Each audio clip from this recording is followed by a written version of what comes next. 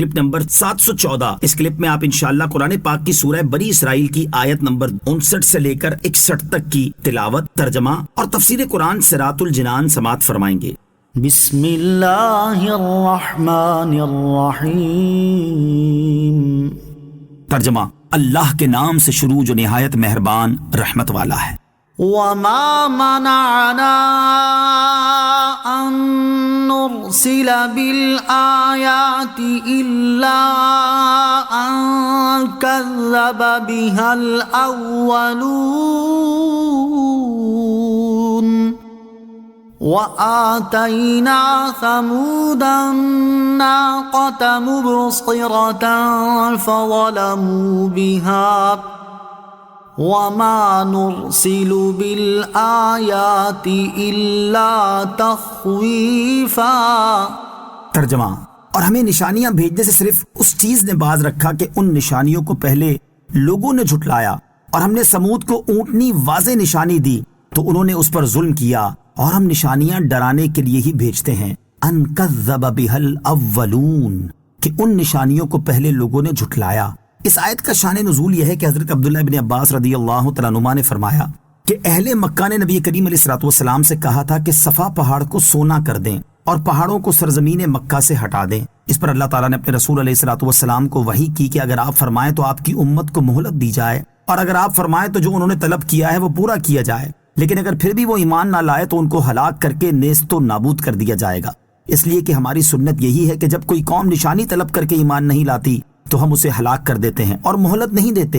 ایسا ہی ہم نے پہلوں کے ساتھ کیا ہے۔ اسی بیان میں یہ آیت نازل ہوئی اور فرمایا گیا کہ ہمیں کفار کی مطلوبہ نشانیاں بھیجنے سے صرف اس چیز نے باز رکھا کہ ان نشانیوں کو پہلے لوگوں نے جھٹلایا تو ہم نے انہیں ہلاک کر دیا۔ اور اس کی واضح مثال یہ ہے کہ ہم نے قوم سمود کے مطالبے پر حضرت صالح علیہ الصلوۃ والسلام کو نشانی کے طور پر اونٹنی دی تو قوم نے ماننے کی بجائے اس اونٹنی پر ہی ظلم کیا کہ اسے قتل کر دیا، اور یوں گویا اپنی جانوں پر بھی ظلم کیا، اور نتیجے میں وہ ہلاک ہو گئے۔ اور یاد رکھو کہ ہم نشانیاں جلد آنے والے عذاب سے ڈرانے کے لیے ہی بھیجتے ہیں۔ وَإِذْ قُلْنَا لَكَ إِنَّ رَبَّكَ أَحَاطَ بِالنَّاسِ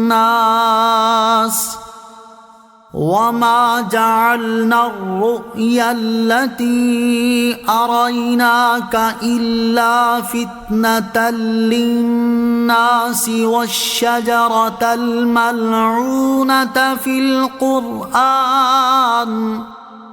وَنُخَوِّفُهُمْ فَمَا يَزِيدُهُمْ إِلَّا طُغْيَانًا كَبِيرًا۔ ترجمہ: اور جب ہم نے تم سے فرمایا بے شک سب لوگ تمہارے رب کے قابو میں ہیں، اور ہم نے آپ کو جو مشاہدہ کرایا اسے لوگوں کے لیے آزمائش بنا دیا، اور اس درخت کو بھی جس پر قرآن میں لعنت کی گئی ہے، اور ہم انہیں ڈراتے ہیں تو یہ ڈرانا ان کی بڑی سرکشی میں اضافہ کر دیتا ہے۔ وَإِذْ قُلْنَا لَكَ، اور جب ہم نے تم سے فرمایا، یعنی فرمایا گیا کہ سب لوگ اللہ عز و جل کے قبضہ قدرت میں ہیں، تو آپ تبلیغ فرمائیے اور کسی کا خوف نہ کیجیے، اللہ عز و جل آپ کا نگہبان ہے۔ الا فتنۃ للناس، مگر لوگوں کے لیے آزمائش۔ ارشاد فرمایا کہ شب معراج بیداری کی حالت میں جو آیات الہیہ کا آپ کو معائنہ کروایا گیا تو وہ لوگوں کے لیے ایک آزمائش تھی۔ چنانچہ جب رسول اللہ صلی اللہ تعالی علیہ وسلم نے لوگوں کو واقعہ معراج کی خبر دی تو کفار نے اس کی تکذیب کی، اور بعض مسلمان بھی مرتد ہو گئے، اور کفار مذاق کے طور پر بیت المقدس کی عمارت کا نقشہ دریافت کرنے لگے۔